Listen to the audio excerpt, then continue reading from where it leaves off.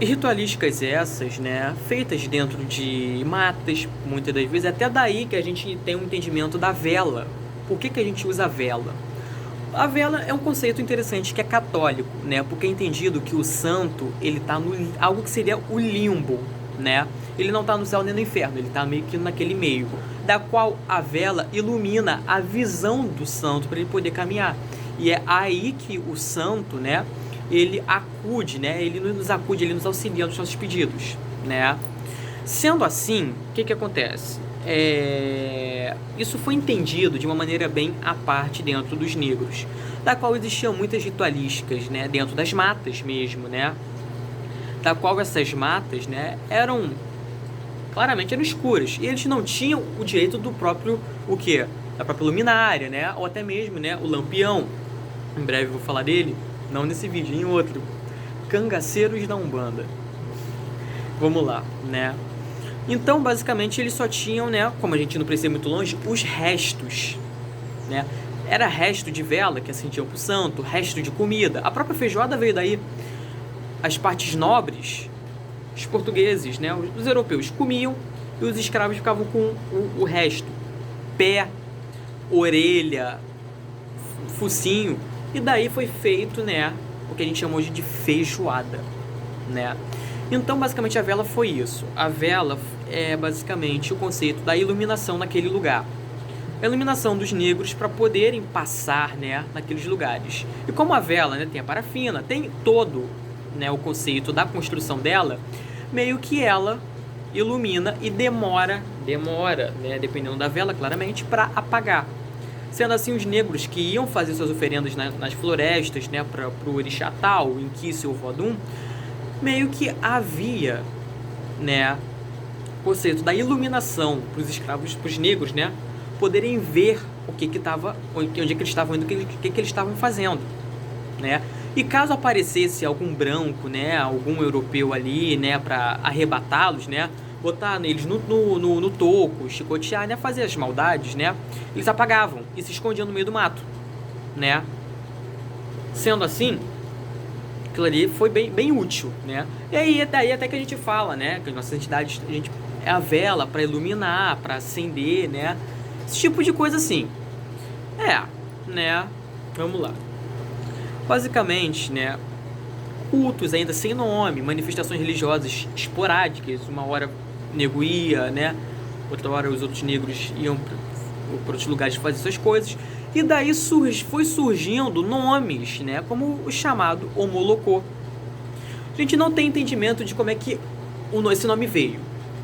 Temos o Omolocô, né, a união das duas palavras, Omo e Locô. Omo é filho, né? Tanto que a gente tem até o conceito, né, da confusão entre Obaloê e Omulu, já que Obaloê era chamado de Omo-Olu em muitos lugares, né? Já que não era Omolu como um todo, né? Vamos lá. Não era bem o conceito do orixá Omulu, mas sim Omo-Olu, que seria Omo, se não me engano, né, seria filho, e Olu é o Senhor. Então, o filho do Senhor, né? O Baluaê sendo, né, o chamado Ainon, né? Seria o Senhor da Terra, né? Em quesito da cultura majeje, né? Ou Sapatá, né? Azansu, que seria o homem da esteira, né? Foi incorporado dentro do povo urubá como o Baluaê, né? É aí que a gente tem o entendimento de que ele é o mais velho, já que, né, dentro do conceito Jeje da situação, é uma família da terra, família de Sapatá, né, onde lá temos a Vimege, a Zoane, Capossu, a Cavan, né, e muitos outros, né, que a gente entende, né, no candomblé como qualidades do orixá Omulu, né, ou do orixá Obaluaê, né. Entendendo isso, né, o que foi acontecendo? Temos o Omu como filho, né, e o Locô é aí que nego começa, né, ter nego não entende muito. Locô, ele seria o orixá, né, equivalente a Iroko, o orixá do tempo, né, do povo Yorubá. Locô seria, né, o Iroko do povo Jeje, para termos aquele entendimento, né, para ter aquele entendimento. Então, é entendido que o Omolocô seria, né, os filhos de Locô, desse orixá no caso, ou melhor, Locô sendo o Vodun, né. Sendo assim, o que acontece? O que acontecia? Ali, o Omolocô era um culto que tinha a manifestação de entidades e divindades, né? Ou seja, existiam ritualísticas envolvendo as entidades, como o que a gente conhece hoje como caboclos, pretos velhos, né? Não tendo essas nomenclaturas, mas entidades que podiam até trazer o mesmo arquétipo, né? Mas não tendo essas nomenclaturas, né? Mas como algo como ancestrais, né? Como a gente tem o entendimento do próprio Egungun, que é o sagrado ancestral, né? Compreendendo isso, né? Temos o Omolocô, que infelizmente hoje em dia o Omolocô ele é bem apagado, né? Eu não vou dizer que o Omolocô é uma religião extinta, porque eu não tenho esse direito, mas que a gente não acha ele com facilidade, não acha. Temos a Umbanda Omolocô, isso aí é uma outra história, é um outro caso, não é a religião Omolocô em si, uma outra coisa, né? Temos também Almas e Angola, né? Que é uma religião que é um culto, né? Eu não vou dizer nem que é religião, mas é um culto, né? Que trazia, né? Uma cultura mais bantu, né?